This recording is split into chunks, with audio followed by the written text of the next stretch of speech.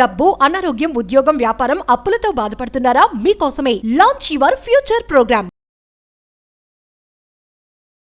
నమస్తే, welcome back to Suman TV. బంగారం ధరలు మరి మనం గోల్డ్ పైన చాలా వీడియోసే చేసాం కదా.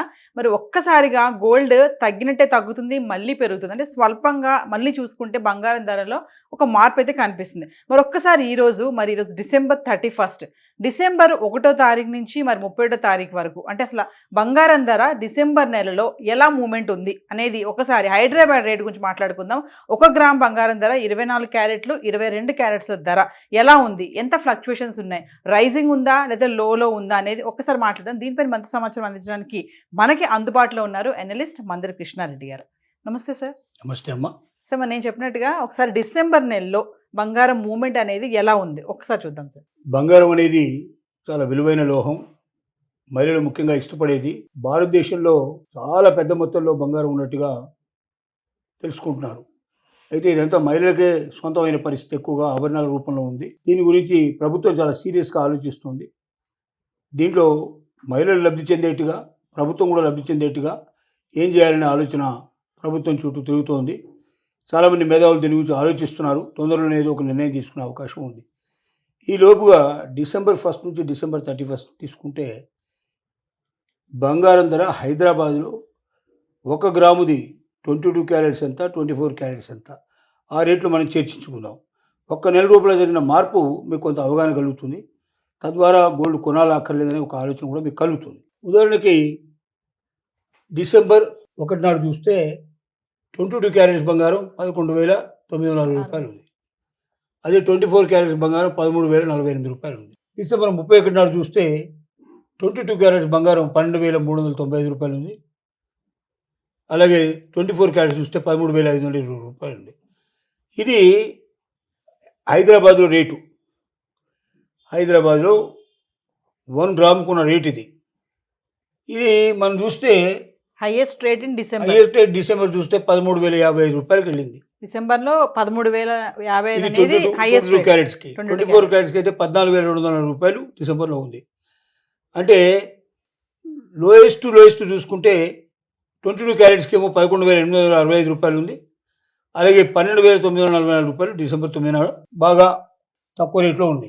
ఓవరాల్గా పర్ఫార్మెన్స్ చూసుకుంటే అంటే హైయెస్ట్ రేట్ వచ్చేసి 13,000 ఉంది సార్. 22 క్యారెట్లు, 24 క్యారెట్లు వచ్చేసి 14,000. సో ఒక లోయెస్ట్ రేట్ వచ్చేసి 11,000, 12,000. మరి ఓవరాల్ పర్ఫార్మెన్స్ ఓకే రేంజింగ్లో ఉంది. మొత్తం మీద పర్సెంటేజ్ చూసుకుంటే ఎంత పర్సెంటేజ్ పెరిగి ఉంటుందంటే 3.64% ఇంక్రీజ్ అయ్యింది.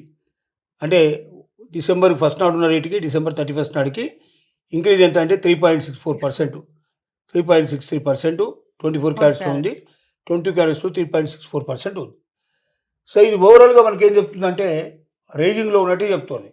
ఎంత ప్రాంతం ముఖ్యంగా 3.3 పాయింట్ పైన ఉండేటువంటి రేంజింగ్ ఉంది. అంటే ఇది కొద్ది శాతంలానే గడవచ్చు, కానీ 10 గ్రాములు తీసుకున్నప్పుడు ఎక్కువగా దీని మీద ప్రభావం ఉంటుంది. ఇది దృష్టిలో పెట్టుకొని భవిష్యత్తులో బంగారం కొనేటువంటి ఎవరైతే ఉన్నారో ఈ రేంజింగ్ సరిపోతుందా, వాళ్ళు అనుకున్నటువంటి ఇంట్రెస్ట్ దీని మీద వస్తుందా, ఇవన్నీ ఆలోచించుకొని చూడాలి. భవిష్యత్తులో కూడా బంగారం ఏంటి దూసుకుపోతాయా, తగ్గిపోతుందా అని ఒక పెద్ద సందేహం. తగ్గడానికి ఎక్కువగా పాసిబిలిటీ ఉన్నాయి. ఎందుకంటే యుద్ధాలు గురించి మనం ఆలోచించాలి. యుద్ధ మేఘాలు ఇంతకుముందు బాగా కమ్ముకున్నాయి. మరి ఇప్పుడు ఆ యుద్ధ వేగాలు తగ్గిపోయే పరిస్థితి కనపడుతుంది.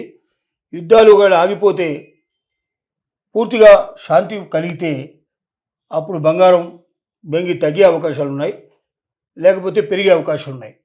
కాబట్టి పరిస్థితులు ఎట్లా ఉంటాయో మనం చెప్పలేం. డాలర్ మీద, 2 స్టాక్ మార్కెట్ మీద, రకరకాల ఆలోచనల మీద ఆధారపడింది. ఏది ఏమైనప్పటికీ వెండి మాత్రం బాగా పెరిగే అవకాశం ఉంది భవిష్యత్తు లోపల. కారణం ఏంటంటే వెండిని ఒక ఆభరణాలనే కాకుండా ఎలక్ట్రిక్ వెహికల్స్ మీద, అలాగే మరి దాన్ని రకరకాలుగా ఉపయోగిస్తున్నారు. ఇలా ఎక్కువ వాటిని ఉపయోగించడం వల్ల దాని యొక్క డిమాండ్ బాగా పెరిగింది. ఈ డిమాండ్ వల్ల భవిష్యత్తులో కూడా వెండి బాగా పెరిగే అవకాశం ఉందని చెప్పొచ్చు. బంగారం సంగతి మాత్రం స్పష్టంగా మనం చెప్పలేం. ఇంకొంచెం వేచి ఉంటే కానీ మనకు పూర్తిగా అవగాహన కలుగుతుంది. అంటే సార్ 2025 డిసెంబర్లో మాత్రం ఓవరాల్గా పెర్ఫార్మెన్స్ చూస్తే రైజింగ్లోనే ఉంది. మరి ఇంకొక రోజులో మనం న్యూ ఇయర్లోకి వెళ్ళిపోతున్నాం 2026కి. అంటే అక్కడ కూడా మళ్ళీ ఫ్లక్చువేట్ అయ్యే ఛాన్సెస్ ఉన్నాయి అనుకోవచ్చు అంటారా? ఇది మొత్తం ప్రపంచ పరిస్థితులను బట్టి ఆధారపడింది. ఎవ్వరు కూడా లోకల్ పరిస్థితుల గురించి మనం చెప్పలేం. కాబట్టి తగ్గుతుందా పెరుగుతుందా అని వెండి మాత్రం పెరిగే అవకాశాలు ఎట్టి పరిస్థితుల్లో ఉన్నాయి. బంగారం మాత్రం కొంచెం ఆగి వేచి చూస్తే మంచిది. అంటే దాన్ని బట్టి నేను యుద్ధం ఎంచుకోను. కారణంగానే మనకి తగ్గే ఛాన్స్ అంటున్నారు కదా సార్. అంటే యుద్ధానికి బంగారానికి ఏం సార్ సంబంధం ఏంటి అంటే? ఏమిటి అంటే ఇప్పుడు యుద్ధాలు ఉండటం వల్ల అందరూ భయపడి ఏం చేస్తారంటే బంగారాన్ని దాచుకోవడానికి ప్రయత్నం చేయడం, డాలర్ రేటు పడిపోవడంలో కూడా ఇంకా అవకాశాలు ఉన్నాయి. తర్వాత యుద్ధం ఎప్పుడు పెరుగుతుందో, యుద్ధం పెరిగితే బంగారం లాంటివి దొరకవు కాబట్టి ముందుగానే కొనుక్కొని పెట్టుకోవాలని చాలామంది ప్రయత్నం చేస్తారు. కానీ యుద్ధం తగ్గిపోతే ఆ భయాలు ఉండవు, ఆటోమేటిక్గా బంగారం రేటు తగ్గిపోయే అవకాశాలు ఉన్నాయి. Thank you sir.